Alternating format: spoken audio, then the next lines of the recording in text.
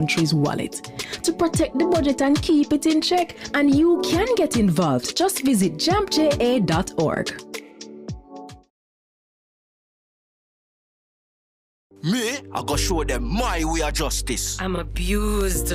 I need legal advice. I don't deserve this. The truth of the matter is, justice there for all of we. The Ministry of Justice has trained more than 5,600 persons in restorative justice practices. More than 200,000 victims have been supported by the victim services. Legal aid has reached thousands island-wide. Make we talk it out, not fight it out. Call 888 Justice today.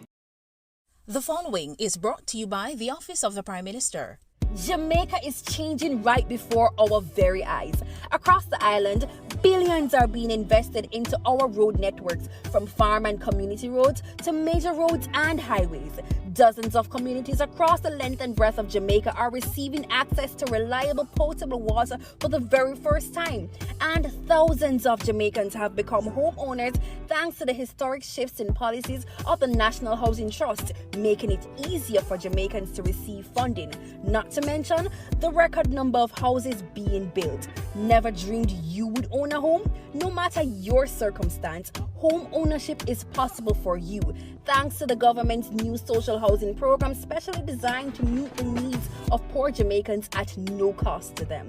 We are building Jamaica. The proceeding was brought to you by the Office of the Prime Minister. The following is brought to you by the Office of the Prime Minister. Your government is empowering you through education, training, and development. That is why we have removed all fees for every Jamaican accessing training through the Heart NSTA Trust. So, whatever you desire training in, food and hospitality, beauty and cosmetology, housekeeping and hotel management, welding, carpentry, masonry, or any of the dozens of programs Heart offers, you can enroll completely free and change your life. We are building Jamaica. The proceeding was brought to you by the Office of the Prime Minister. Thank you for stopping by and diving into Jamaica's incredible military history. In partnership with the Jamaica Defense Force, we've created this special online exhibition to celebrate the courage, sacrifice, and heroism of our nation's defenders.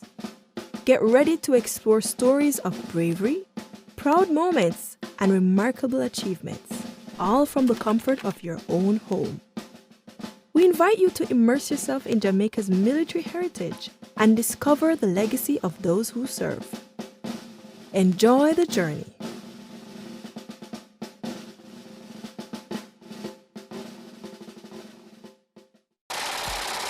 $1.4 trillion. That's how much the government plans to spend this fiscal year.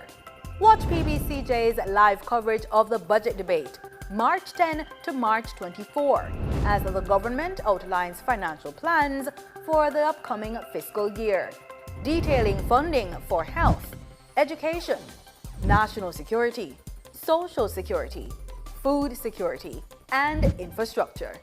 The budget debate. They serve as a performance assessment of the previous year and a public declaration of our leaders' intended priorities. Watch the budget debate on our television station. Join the discussion on social media, live on the People's Station, PBCJ.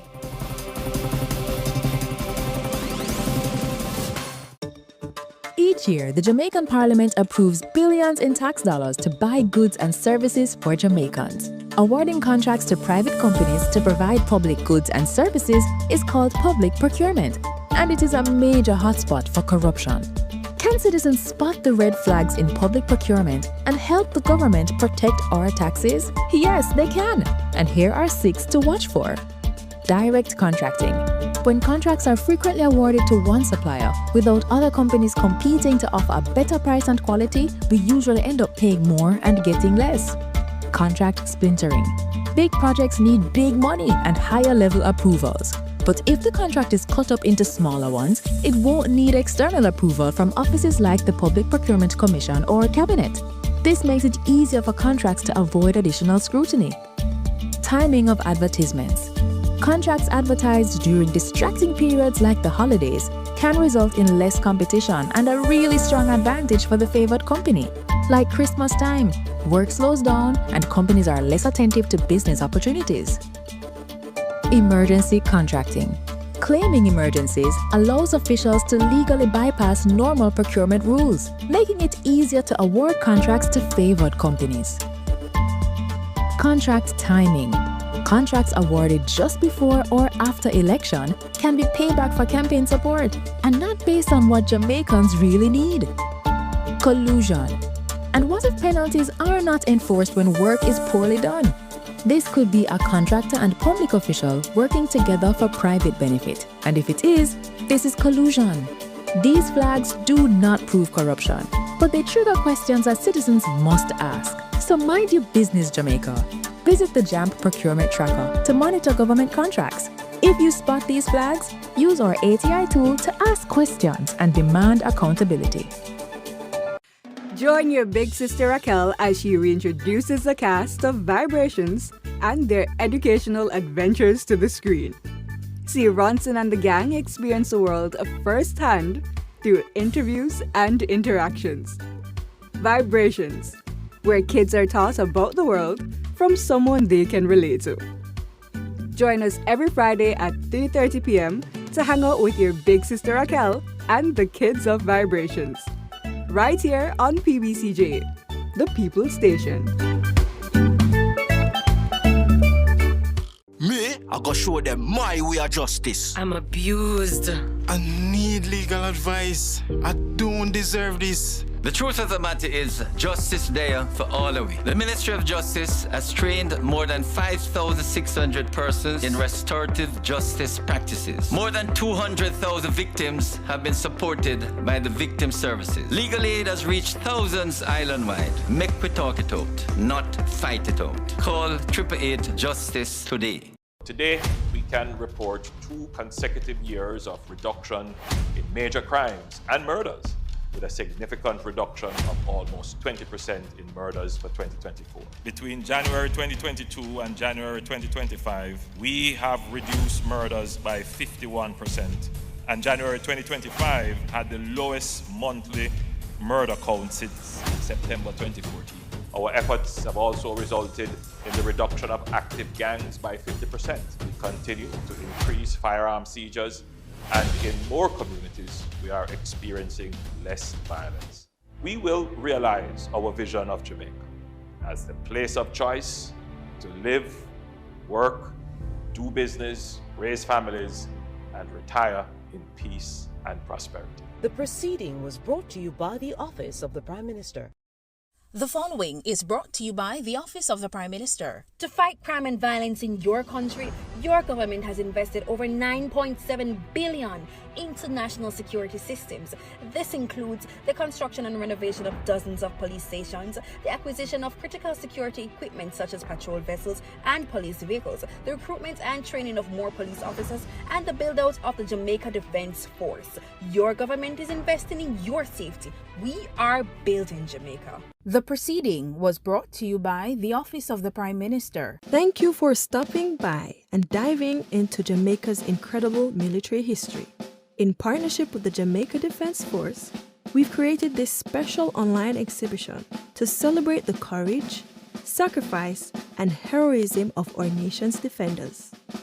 Get ready to explore stories of bravery, proud moments, and remarkable achievements, all from the comfort of your own home. We invite you to immerse yourself in Jamaica's military heritage and discover the legacy of those who serve. Enjoy the journey.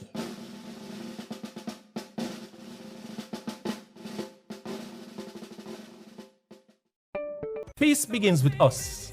Every act of kindness, every step towards understanding brings us closer to a brighter tomorrow. Let's choose unity, compassion, and hope. Together, we can build a future where peace reigns. Brighter tomorrow starting today.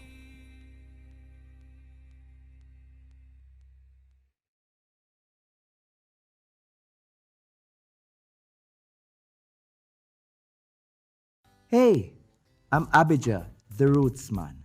Today, I want to talk to you about something powerful. Peace. Peace isn't just the absence of conflict. It's about kindness, understanding, and respect. It starts with us. Every choice we make can build bridges or burn them. Let's choose peace in our words, our action, and our hearts. Peace begins with you. Together, we can create a brighter and safer future for everyone. Join me. Let's be that change we want to see.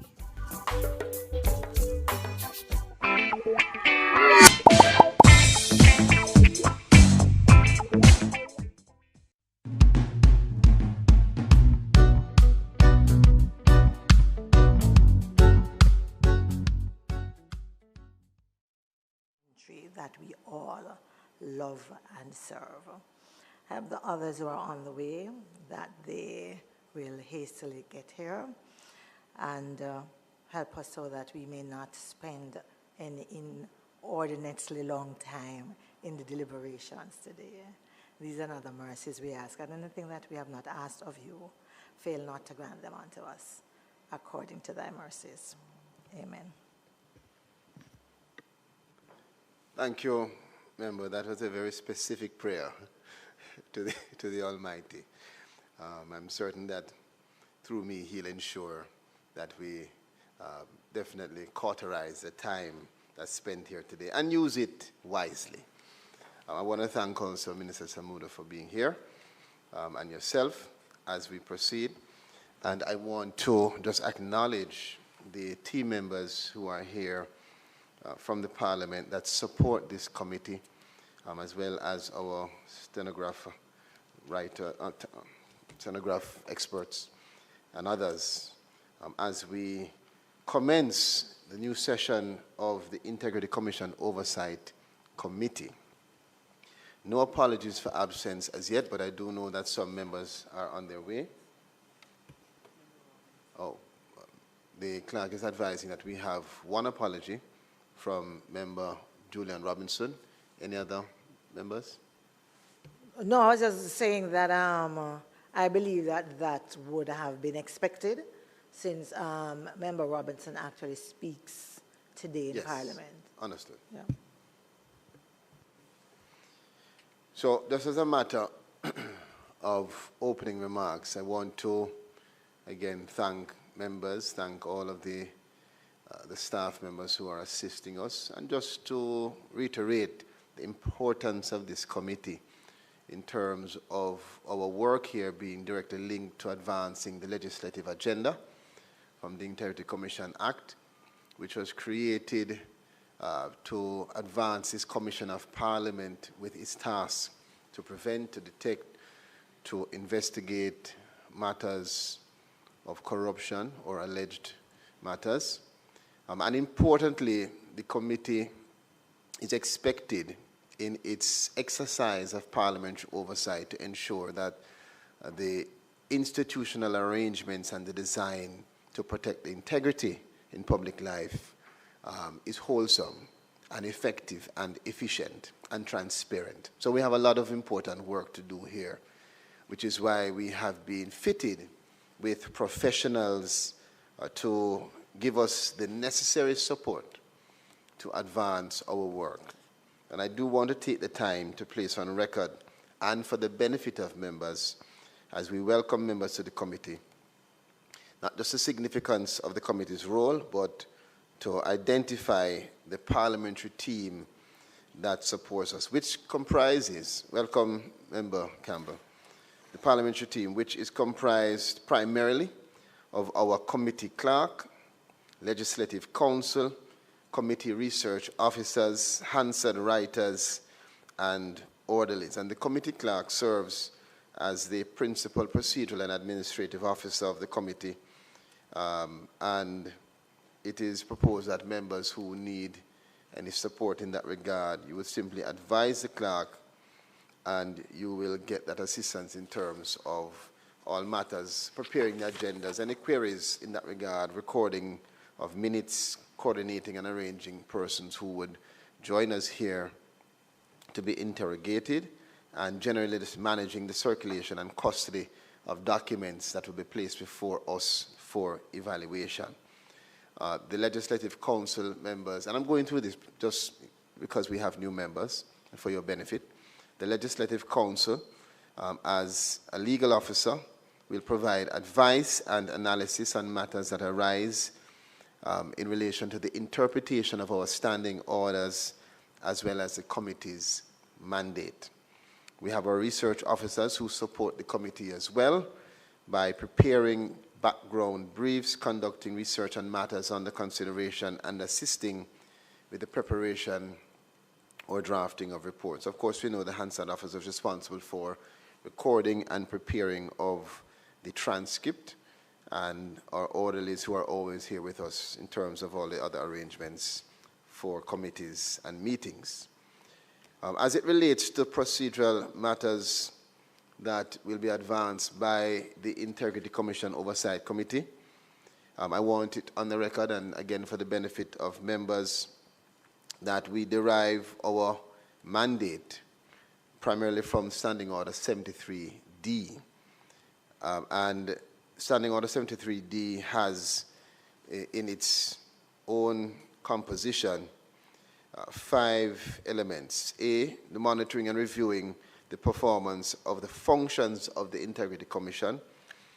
B, reporting to both Houses of Parliament on any matter relating to the performance of the functions of the Integrity Commission.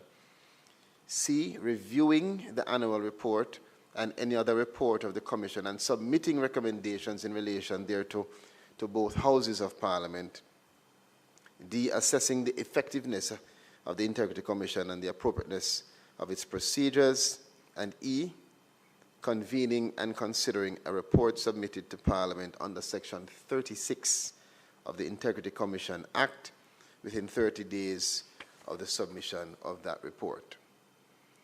And it is very important also that members take the time, I want to encourage you, to peruse, evaluate, become associated with the legislation, the Integrity Commission Act, as well as the relevant areas of the standing order as defined by the Act, and as as acknowledged a while ago, also Section 77(7) of the standing orders, which is relevant.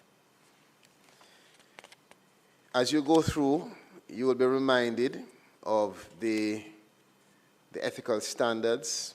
I won't go through that, and members will have the opportunity to read through the standing orders themselves. The powers and privileges of the committee, which includes our power and responsibility to invite or summon witnesses as required, request documents, receive written and oral evidence as required to advance our mandate. And of course, what is before us today, which when I reach Section 5 of our agenda, I'll go into more intricate detail. The standing order also defines how we advance these meetings, and again, I encourage you to take the time to peruse it and to become comfortable with it, and to ensure that you note the timelines in which matters are to be addressed by the committee. Moving further on the agenda, unless there are any issues, any questions? If not, just to move quickly to the procedural matters at point 5, and to indicate to members it is not expected for us today to advance into much of the substantive issues, primarily because the matters before us are matters which were tabled, if that's the right terminology, previously tabled in two junctures, in December and in January. And so I have taken the liberty as chair to discuss with the Legislative Council and support staff, and to make a request for the committee to be appropriately guided as to the requisite and the right procedure in terms of our deliberation and how we would evaluate the reports, 4 reports that would be placed and are placed before us. Also, to be guided as well on the pathway, what then would occur after we address the procedural matters and those parameters to do with those reports. So if there is no objection from members, you would have had those reports placed before you. I'm assuming, Clark, that they were all sent to each member, and you would be able to note them, and you should then understand the gravity of the matter and can become acquainted. You'll have the time to become acquainted with the details. I'd encourage you all to read through. If there's any support that is required, I've already outlined for you and detailed the support staff. As chair, I am making myself available to all members. If there are any issues, any questions, any matters that are needed for me to direct you to the appropriate person. As I said, these matters that are before us, it is intended for us to get the proper guidance through a legal opinion, and thereafter at the next meeting, perhaps before the meeting, I can provide you with the information so the next meeting of the committee would be a more substantive one where we understand exactly what the trajectory is, what we would be doing, what the parameters within which our authority arise, and we can get an opportunity then to challenge, to accept, and to advance in terms of procedure. Member Burke, and then Member Samuda. Thank you, Mr. Chairman. Just 2 very quick questions that I wanted to ask. One is to make sure that the matters that are before us are those the only ones outstanding from the session before. That's one. And secondly, as a member sitting on this committee for the first time, I was actually expecting a copy of the Integrity Commission Act. Will be provided as needed.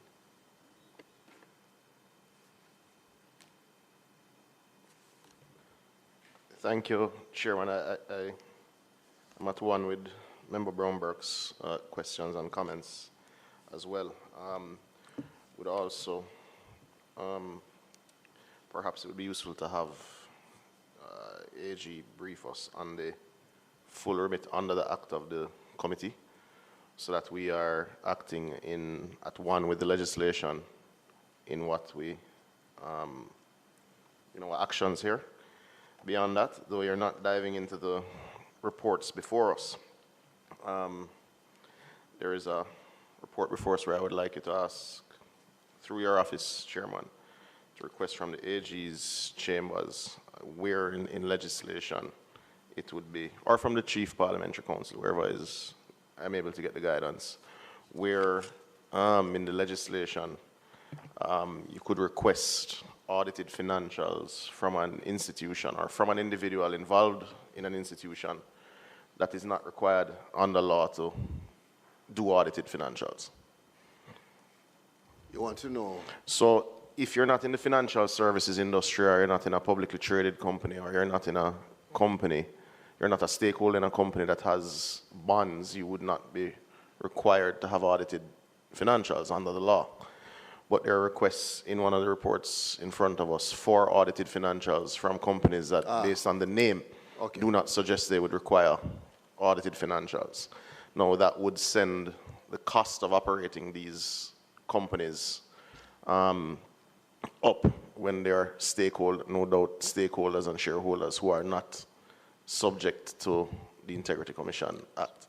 So I'd just like to understand where in law you could request audited financials from a company that is not required otherwise in the terms of their registration to produce audited financials. They want to know whether the law provides for the authority To what request. the authority is, if there is any. If there is authority in law, I would like to understand. That allows for yes, that request. That to be a request. Well, so that's diving into the meat of the matter. But just because we would be diving into these matters at the next sitting rather than requesting it, there are just no, I have no issue. I have no issue, and I'm grateful. And if there's any other issue of that nature by any member, I would be prepared, having reviewed these, I'd be prepared to write to you with my issues so they could be passed to the CPC and AG's chambers as appropriate, just to understand so that the next meeting is indeed meaningful as opposed to kicking the can down the road at a later stage. Thank you. So I wanna thank you. Thank you, Chairman. Member Samuda. I mean, a part of our mandate here is to ensure public confidence is maintained, to ensure that the Commission is acting within the appropriate parameters, and to ensure that processes are fair, transparent, and effective. And so those questions are the kind of probing questions that we are expected to advance. And you were able to read my mind in terms of what I think is the appropriate procedure. I think it would be best for you to write to me, and we will ask the relevant member of the support team to do the work and to advise us so that at the next meeting we can provide some guidance in terms of an opinion, legal or otherwise, relating to that issue. So, are there any other questions from members in terms of how we have set out to advance, where we are suggesting, well, not suggesting, we are saying that the committee will receive a legal opinion from our legislative counsel, and she will have the opportunity to rely on whatever support from AG or otherwise as needed to give us clear direction and guidance in terms of addressing these matters, with particular reference to the specific issues that arise in terms of these matters, particularly the timelines. And we know that the matter, for instance, that was in December, that 30-day period would have passed. I'm aware that it would not have much effect in terms of the substance, so we could still advance. But I do want to have specific guidance, since this is the first sitting of our committee, just to be assured that our steps are in accordance with the law, and that if we need to remedy any matters, that we are taking the right step to remedy them. Thank you. All right.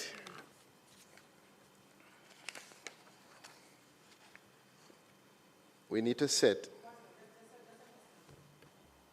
And I'm also assuming that when that brief is to be done, that we will get something in writing before, so that we could peruse in contemplation of the discussion.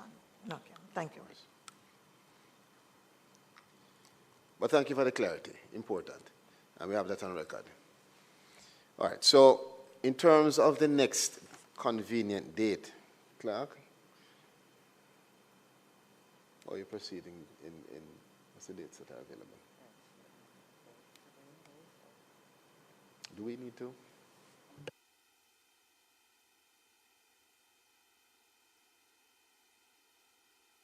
I'm wondering, members, if given the fact that we don't have the full slate of members, if it would be wise to set it now, or otherwise we use the usual procedure of being perhaps asked while we are in Parliament, when most of the members will be there, to see if we can get the most convenient date. Would that be? All right, so in terms of Agenda 6, that item, that date will be set in accordance. Yes, item 7, thanks. That date will be set in accordance with the, perhaps the questions asked of the other members when we are in Parliament. All right?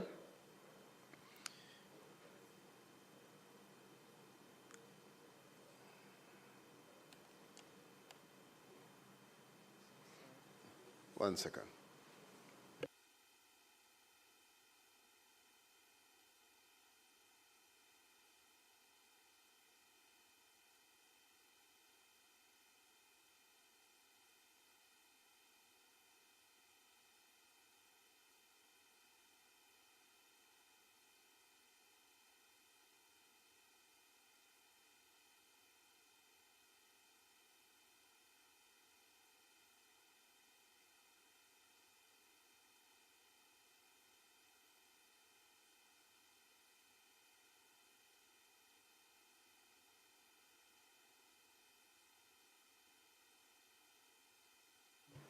All right, so we'll get that date agreed by all members at another time, and then we'll be able to set. It looks like we're moving into April in terms of the next date, which will give us enough time to do the work in terms of preparation and to be sufficiently guided so we can have our steps ordered correctly.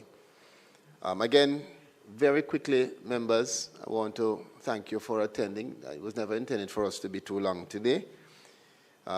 The committee that supports us will or should be ready. I get the feeling that this Oversight Committee is going to be very active. I think we're going to do some good work for this session. I expect that with the complement of members who are here, including members who I know as being very cerebral, very detailed and focused, it is my expectation that we will be relying on the research officers, relying on the legal officers and clerk, and that we'll get some work done to make sure that the mandate of the committee is achieved. It is our goal to ensure that this commission is strong and that the commission is effective and that the commission is not abused or used in any way outside of the parameter of the law. So thank you, members. I want to again welcome you to this committee. For those of you who are new, all three of you are new? Yes? All three of you are new members to the committee.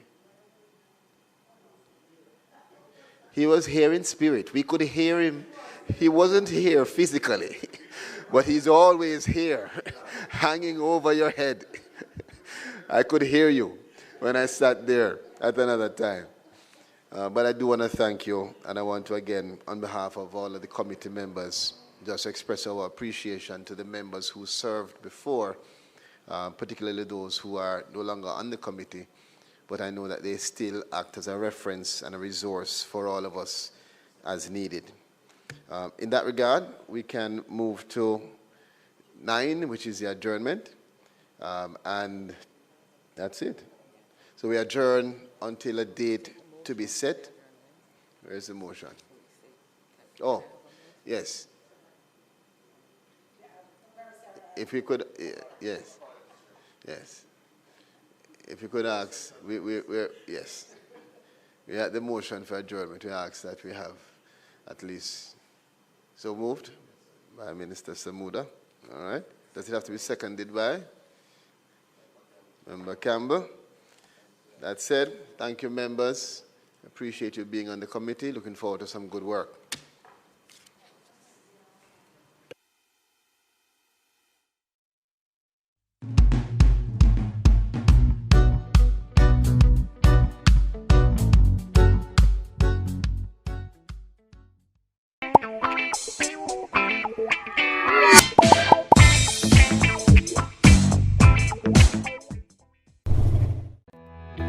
People always say government must be held accountable.